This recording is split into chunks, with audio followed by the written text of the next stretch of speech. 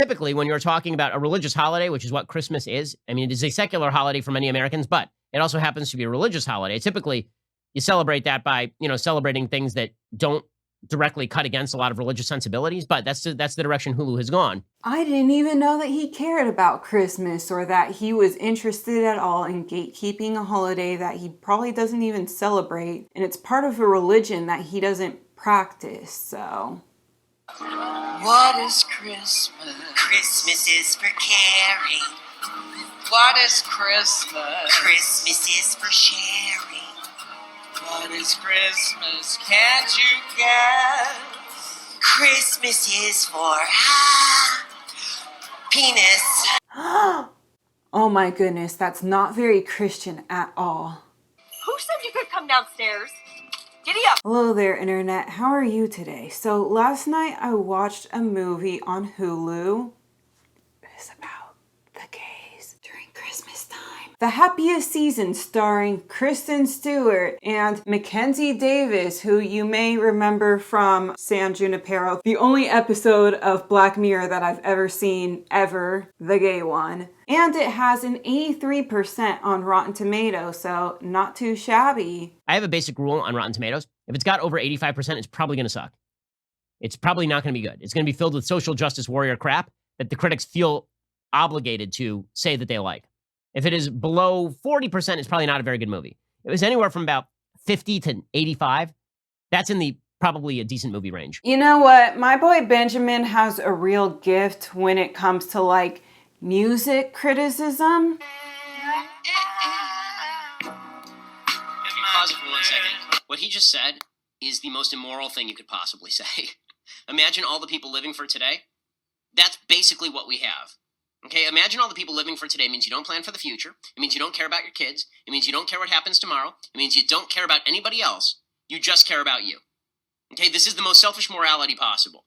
If all the people lived just for today, they would screw everything in sight and kill all their enemies.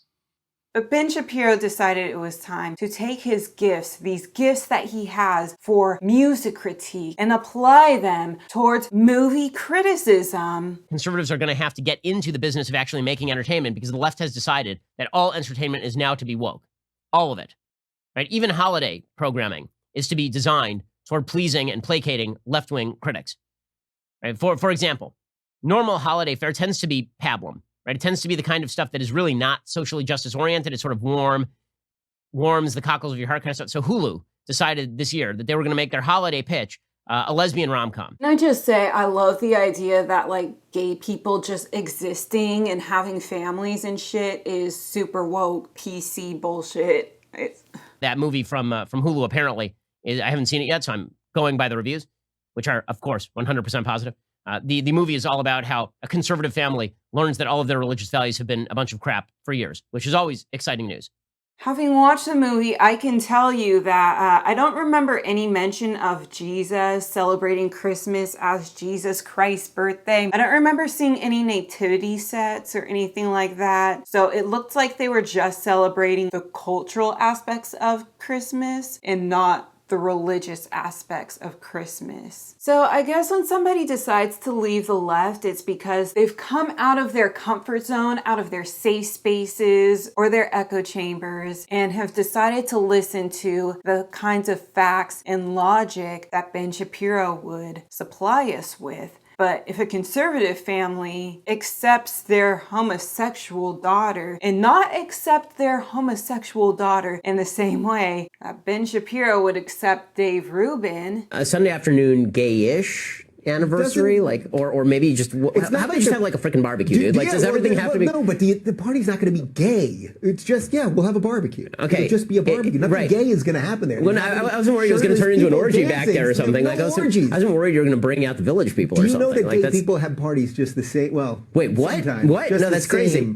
Yeah. I was pretty well aware of that, in fact, as I've said 1,000 times, happy to go out to dinner, my wife, your husband, happy to go out to dinner and do any of that stuff, as long as it's not like, rah-rah, here's a thing you think is sinful, join me in celebrating it. Unfortunately, most gay people who are not Dave Rubin are not cool with the whole hate the sin, love the sinner, I'll go to dinner with you, but I won't go to your gay-ass barbecue. I wouldn't necessarily say that the family in this story is conservative. They don't mention Trump at all. They don't mention being Republican. So that is even running for mayor. And I don't think that they ever mentioned if he was running as a Democrat, if he was running as a Republican, Libertarian, Green, some other party, independent, what have you. I don't remember there being any mention of it. It was just that they were more traditional. They're rich white people. They have a lot of status, and part of status is like having kids who go on that traditional path themselves and are successful in the more traditional ways that you can show off to all your friends. And it's like more about keeping up with appearances, and I don't remember the family ever mentioning being anti-gay, having any sort of like religious issues with gay people, having any sort of like political issues with gay people, or with homosexuality at all, when we all find out that this character is in fact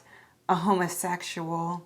Guys, the parents question what they did wrong, but they didn't question like, oh my God, did I make my kid gay? How was I such a horrible parent that I made my kid gay? No, it was more like my kids did not feel comfortable telling me about their problems. They felt like they had to hide. They felt like they had to put on a mask when they were in front of us. What's going on? What did we do to set that standard that they cannot feel comfortable and be honest with us? We have been so worried about seeming perfect. But maybe we don't even know what perfect is. Again, I'm not even saying that it's terrible to make a movie about that's a lesbian rom-com. Make whatever you want. All I'm saying is that if you are a conservative with conservative sensibilities, at a certain point, you might get sick of the fact that Hollywood only wants to make the kinds of movies that you despise, right? And only wants to make the kind of movies that slap your sensibilities in the face and treat you like you're a fool. I love you girls. And I'm sorry for making you think that anything could ever get in the way of that. I want to do better, and it will take time, but all I want for you is to find the same joy and happiness that you have given me, no matter where it comes from. So you can't have that, right? You know, like Ben Shapiro asks for like safe spaces in media. That's their prerogative. All these are free companies. They can do what they want. But it means that conservatives can and should build alternatives. But you know, I am cool with the conservatives having their own little safe space with PureFlix or whatever else you want to try. I don't think that Ben's gonna want a subscription to Hulu. There's a lot of stuff on Hulu that he would not approve of. Like at all. Det värsta man kan se, som när man är kristen. Hvis du blander det hellige og det mindre hellige. Jesus. Vänta, vad sa du nu? Jesus. Lite högre. Jesus. But anyway, enough about Ben Shapiro's opinion on this movie. What is my opinion on this movie? What do I think? Do I think that this movie is ruined by the gays, by PC culture, by wokeness? I think that the movie was nice enough. I guess I would give it a C. It's passable. I like the scenery. I'm also here for Kristen Stewart in that outfit. Oh my God. And also Aubrey Plaza. Just, yes. Now, I don't know about you, but I am single and ready to mingle, so... Aubrey Plaza made this movie. I mean, she could have made this movie great. If the movie went in the direction that I needed it to go in and not in the direction that it chose to go in, it would have been like a really good movie. But where I struggled with this movie is that I could not really bring myself to give a damn about this couple. Not even a little bit. So allow me to set the scene. At the beginning of the movie, they're looking at houses that have lights and Christmas decorations and stuff, and it's all very pretty and good and aesthetic. And Kristen Stewart's character, Abby, she's not like really into Christmas because her parents died around the holiday season. Harper's gonna spend Christmas with her family. Meanwhile, Abby's just planning on staying home. But then Harper's like, no, you have to come with me. You can get somebody else to pet sit for you. Just like imagine spending Christmas together with my family. It's going to be super awesome. You're going to have such a great time. You're going to love Christmas after this. This Christmas will be so awesome that you will become a convert and you will love Christmas the way I love Christmas. Abby's reluctant, but then she's like, yeah, that sounds awesome. That sounds awesome. I want to wake up with you on Christmas morning. And if that doesn't convince you to love Christmas, I'll never bring it up again. Deal. Yeah.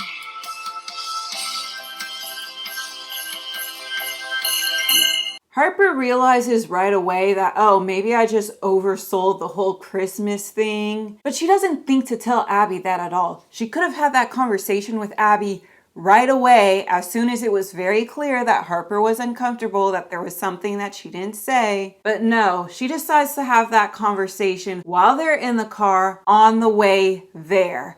Already packed their things, made their arrangements, are already on their way. And she's like, oh yeah, by the way, I completely lied to you before when I said that I already came out to my family. They don't know, and I'm gonna shove you in the closet. I hope that you can deal with that. So this couple is happy for a few minutes at the beginning of the movie, few minutes in the middle, and then a few minutes at the end. But there's just a lot of angst and a lot of drama, and I swear to God, it's all her fault. It's all Harper's fault. She has this character flaw where she's very conflict avoidant. You deal with a little bit of conflict. Yes, it's uncomfortable if you deal with it head on, but if you deal with it head on right away and you allow yourself to be uncomfortable for all of 5 minutes, this little conflict would just resolve and everything would be back to normal. Everything would be fine. But instead, Harper just likes to sweep that bit of conflict under the rug. And then she tries to smooth things over with everybody. It's like, no conflict here. I'm just gonna lie to everybody, lie by omission. Kind of felt like there was something you weren't telling me.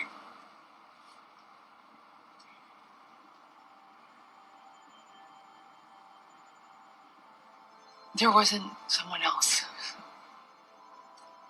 Lie by telling you half-truths, just straight up lying to try to appease everybody when everybody would be happy if you were just honest with them right away. If you just learned how to do that, that would solve all of your problems. And this movie would have been 5 minutes long if Harper did not have this specific character flaw. But yeah, anyway, as I mentioned, she did lie to her girlfriend, Abby. She lied about how awesome Christmas would be. She didn't tell Abby right away that, she oversold things. She lied about being out to her family. And then she just expected Abby to go along with it when Abby could have just decided to stay home, pet sit for that other family, and not go back into the closet. But Harper isn't just unfair to Abby. Since Harper's family is under the impression that Harper is single, probably ready to mingle, and hey, your old boyfriend is in town. Remember your old boyfriend? You did not break up with your old high school boyfriend because you were incompatible, because he made you unhappy, because you never actually loved him, because you were gay. You broke up with him only because of long distance. You couldn't do the long distance relationship.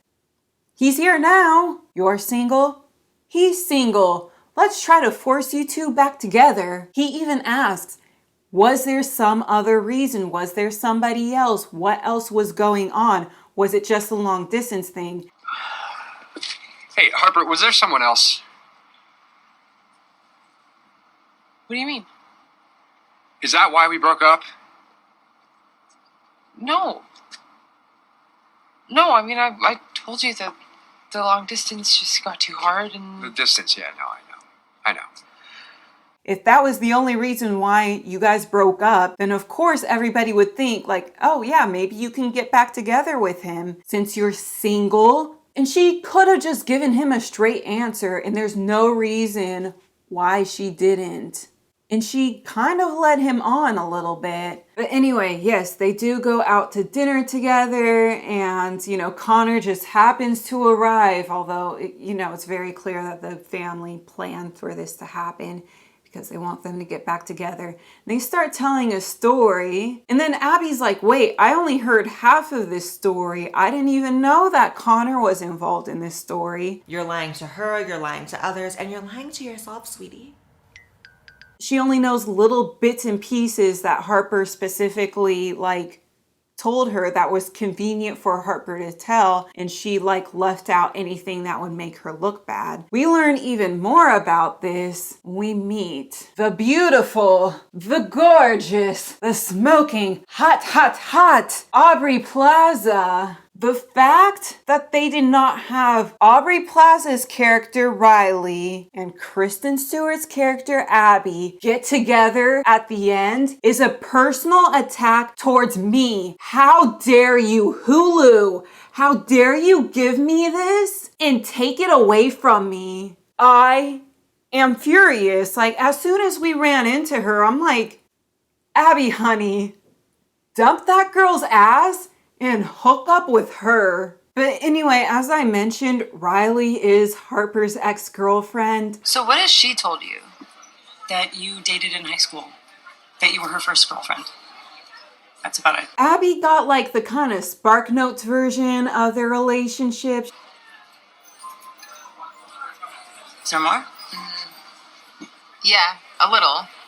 And then Riley's like, yeah, it was a secret. We used to write love letters to each other, and then somebody found the love letter that I wrote to her, and instead of coming out and saying, yeah, this is my girlfriend, Harper thought it would be a much better idea if she told everybody that I was a crazy lesbian. Harper basically just said that I am gay and that I wouldn't leave her alone.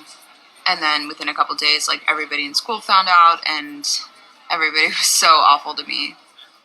I'm sorry. And that's how everybody in town found out that Riley was gay. It's not just, oh, you're gay, I didn't know you were gay. It's, you're gay and you're crazy and cannot leave somebody alone after they've already said, no, I'm not interested. No, I'm sorry, I'm straight. We found that out through Riley, not through Harper. And when I first heard this story, I thought, okay, one, this story either needs to end with these two together because like it was just such a better alternative to this relationship, and okay, or two, maybe they're like every interaction that I saw between Abby and Riley, they were all positive interactions. They were getting along well, they were talking, they seemed compatible. So I'm thinking like, okay, maybe it'll turn out that she's actually like this big snake and she's really manipulative. And it turns out that like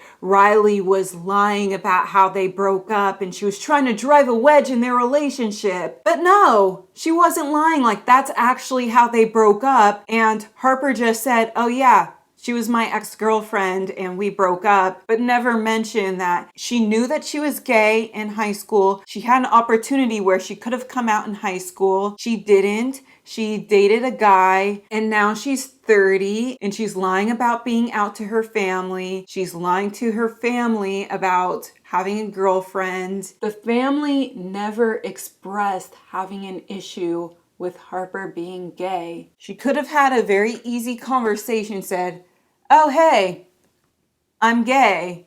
And the family could have been like, cool. But no, it's just a much better idea to sweep that under the rug and make that a bigger thing than it needs to be. Guys, there was this point in time when Abby and Riley decided to go to a gay bar together, and oh my god, it was so much fun. I was having a great time watching that. Who comes around on a special night? Santa comes around on a special night. Special night. Special night. Beard that's white. Beard that's white. Everybody must be Santa. Must be Santa. Must be Santa. Santa Claus. And then Abby gets a text and she's like, oh, it looks like Harper's, ready to talk to me or ready to see me or whatever. She goes to the bar where Harper is. She's spending a lot of time with her ex-boyfriend. She's not really giving Abby much attention and she's just being boring as shit. And I'm like, Abby, please just go back to the gay bar.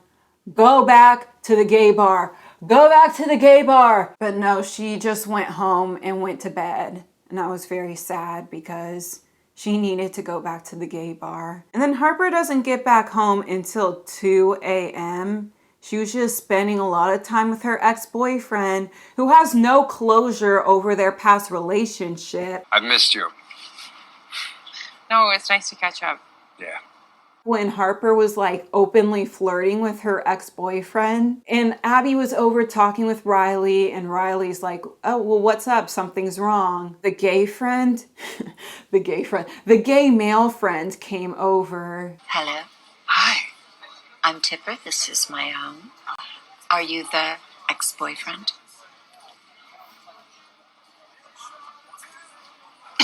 Yes, I am John, Abby's heterosexual ex-boyfriend, and I have come to get her back. And he's like, I'm here to rescue you. I'm going to take you back to Pittsburgh. And I'm like, yeah, please go back. Please pack your bags right now. She goes over to Harper and says, Harper, it's over. Done. And I'm like, these are the words that I've been waiting to hear for this entire movie. Thank you for saying it. Goodbye, Harper. Hello, Riley. Listen, I understand that it's not safe for everyone to come out of the closet, but I feel like if you have a family that won't accept you for being gay, you're gonna have some clues before you come out. Unambiguous clues. I'm not talking like they tried to set you up with your high school ex-boyfriend. By unambiguous clues, like them saying something anti-gay, thinking that gay people were gonna go to hell, be tortured for all of eternity, and the being who decided that it was okay for gay people to be tortured for all of eternity in hell is God, the most wonderful, perfect being. Nothing that we mere mortals can do can compare to his perfection and greatness. Like, if we're getting that from the family, I understand being a little bit hesitant to come out of the closet. If they think that, you're gonna roast in hell, that's a punishment that you deserve for being gay. I have also been very critical in the past of coming out stories where coming out of the closet was like this gesture of love. Like, you have to come out to everybody to prove that you really love this person. And if you don't come out on their schedule, not on your schedule, but on their schedule, then you don't really love them. But I think my issue with that is when the relationship is brand new and the person is still trying to figure out their sexuality and they don't want to come out publicly to everybody. But I feel like it crosses a line when you're not just like closeted yourself. You're not willing to announce, hey, everybody, this is my girlfriend. I'm gay. I'm with her. This is my girlfriend. We are together. We do the sex thing together. That might be a bit much, but not willing to come out. It crosses a line when you expect the other person to lie, when you are actively lying to other people, when you are pretending to be heterosexual, even like flirting with people that you're not actually interested in. I can understand the person who wants to come out to just leave. In Harper's case, she knew that she was gay in high school and now she's 30. She had this huge window of time to say, hey, by the way, you know how I said that thing about Riley being like a stalker or whatever? That's not actually true. Even if you don't want to get Riley back, you should just do that for Riley's sake. I mean, does she still live in that town? Does she still have people from her high school thinking that she's a creep? Yeah, but then Harper does finally eventually come out after like really just stepping on Abby's heart and really like grinding it to the ground. Once Abby really puts her foot down, it's like, nope, I'm gonna leave. I'm breaking up with you. Goodbye. It's too late. That's when she's like, okay, I really, really, really have to like go the extra mile and come out and all of that. And it's like, it didn't have to be this dramatic. This character was so unlikable for me. I'm so sorry. It does turn out that Aubrey Plaza actually agrees with the rest of the internet that, yeah, she and Kristen Stewart's character definitely should have gotten together in this story. That would have made a better movie. That's all I want for Christmas. Maybe you can write some fan fiction for me. Write some Abby and Riley fan fiction for me. Merry Christmas to me. That could be your gift to me.